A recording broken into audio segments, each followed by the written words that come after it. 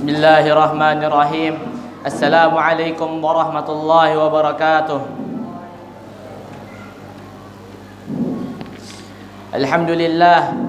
Alhamdulillahilladzi khalaqas samawati wal ard wa ja'ala adh-dhulumati wan nur thumma alladhina kafaru bi rabbihim ya'dilun.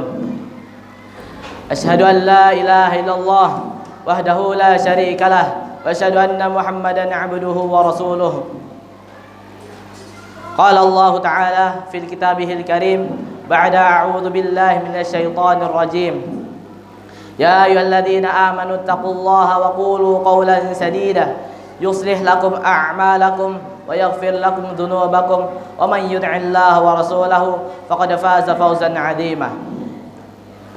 Fa inna asdaqal hadithi kitabullah wa khairal hadi Muhammadin sallallahu alaihi wasallam wa syarrul umuri muhdatsatuha wa kullu muhdatsatin bid'ah wa kullu bid'atin dhalalah wa kullu dhalalatin fin-nar, amma ba'du. Segala puji bagi Allah yang telah menurunkan kepada kita Al-Quran sebagai pedoman kehidupan kita, dan yang telah mencurahkan kepada kita banyak nikmat, diantaranya nikmat-nikmat yang terdapat dalam tubuh kita. Dan salat serta salam semoga selalu tercurahkan kepada baginda Nabi kita, Nabi Muhammad sallallahu alaihi wasallam. Dan semoga sunnah-sunnah yang telah beliau ajarkan ini menjadi keberkahan untuk umatnya hingga hari kiamat kelak. Para hadirin sekalian, saudara-saudaraku yang saya senangi dan ustadz-ustadzku yang saya hormati, semoga dirahmati oleh Allah Subhanahu wa taala. Pada kesempatan kali ini saya akan menyampaikan muhadarah yang saya beri judul Nasihat dan Keutamaan Penghafal Al-Quran. Ma'asyiral muslimin rahimani wa rahimakumullah. Sesungguhnya Allah telah mengamanahkan kepada kita untuk menjaga Al-Quran di muka bumi ini, karena kita adalah wujud dari janji Allah dalam firman-Nya, Inna nahnu nazzalna dzikra wa inna lahu lahafizun. Sesungguhnya kamilah yang menurunkan Al-Quran dan sesungguhnya kami benar-benar memeliharanya. Quran surat Al-Hijr ayat 9. Sesungguhnya Allah menurunkan Al-Quran kepada kita untuk dihafal, dipahami, dan ditadaburi makna-maknanya. Maka janganlah merasa rendah diri atas apa yang telah kita lakukan. Sesungguhnya di antara kedua sisi kita adalah ilmu. Allah Azza wa Jalla berfirman, Bal huwa ayatun bayyinatun fi suduril ladzina utul ilm wa ma yajhadu bi ayatina illa adh-dhalimun. Sebenarnya Al-Quran itu adalah ayat-ayat yang nyata di dalam dada orang-orang yang diberi ilmu, dan tidak ada yang dapat mengingkari ayat-ayat kami kecuali orang-orang yang zalim. Quran surat Al-Ankabut ayat 49. Ketahuilah, dalam dada kita terdapat sebuah kitab yang tak akan pudar bila dibasuh air. Dalam berbagai kitab suci disebutkan sifat umat ini. Injil-injil mereka ada dalam dada-dada mereka. Perlu kita ketahui, kita adalah orang yang layak dijadikan target iri yang dibenarkan di kalangan manusia. Sebab jika seseorang iri kepada penghafal Al-Quran adalah iri yang diperbolehkan, sebagaimana Nabi SAW bersabda, La tahasuda illa fitnatain, rajulun atahu Allahul Quran fahuwa yatluhu ana al-laili wa ana an-nahar, yaqul law utitu mithla ma utiya hadha lafa'altu kama yaf'al.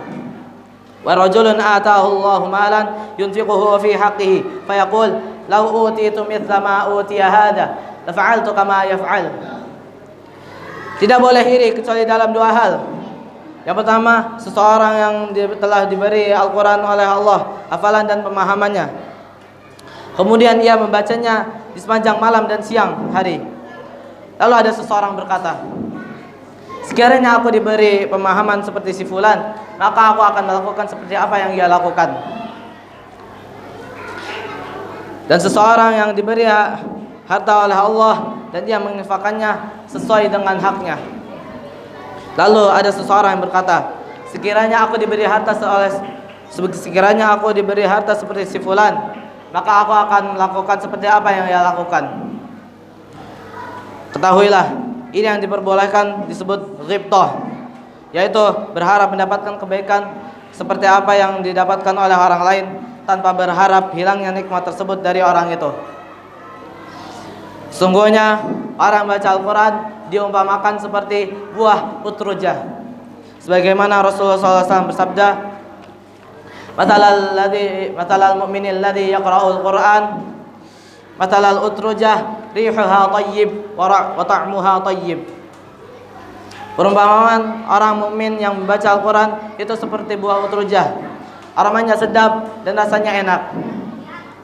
Sabda beliau, aromanya sedap dan rasanya enak, mengkhususkan sifat iman dengan rasa. Sedangkan bacaan diumpamakan dengan aroma, sebab rasa itu lebih membekas daripada aroma. Hikmah pengkhususan buah utrujah sebagai permisalan dan bukan dari buah lain yang memiliki rasa lezat dan aroma sedap adalah karena kulit buah utrujah dapat digunakan sebagai obat. Dari bijinya dapat menghasilkan minyak yang memiliki banyak manfaat. Ada yang mengatakan bahwa jin tidak akan mendekat ke sebuah rumah yang di dalamnya terdapat buah utrujah. Maka sangat cocok bila Al-Quran diumpamakan sebagai buah utrujah, yang mana setan tidak akan mendekat kepadanya.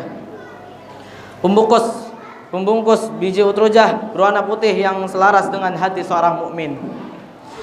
Ia juga memiliki berbagai keistimewaan lain. Di antaranya besar bentuknya, indah penampilannya, menyenangkan warnanya, dan lembut bila disentuh.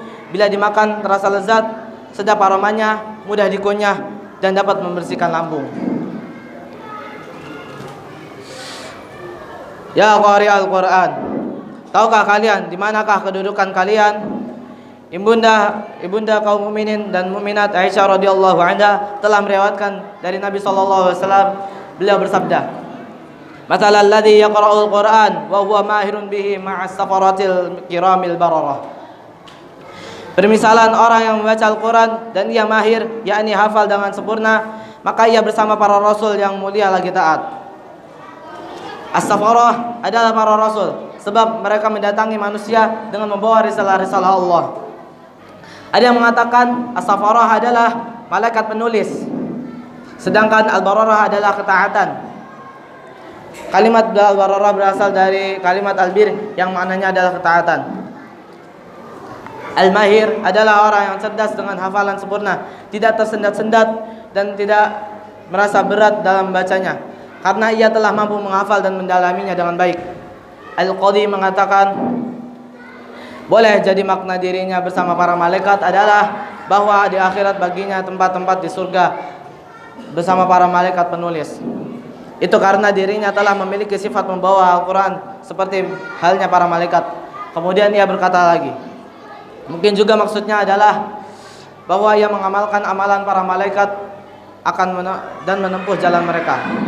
Orang yang mahir dalam membaca Al-Quran itu lebih utama dan lebih banyak pahalanya, sebab ia bersama para penulis dan ia akan mendapatkan pahala yang banyak.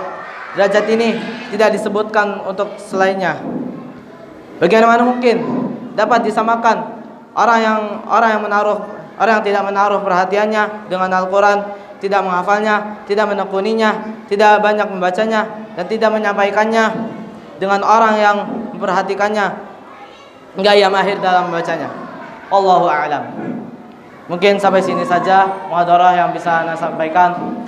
Semoga bermanfaat untuk semua orang, terutama untuk para penghafal Al-Quran. Jika terdapat kesalahan, maka itu datangnya dari anak pribadi, dan jika terdapat kebaikan maka itu datangnya dari Allah.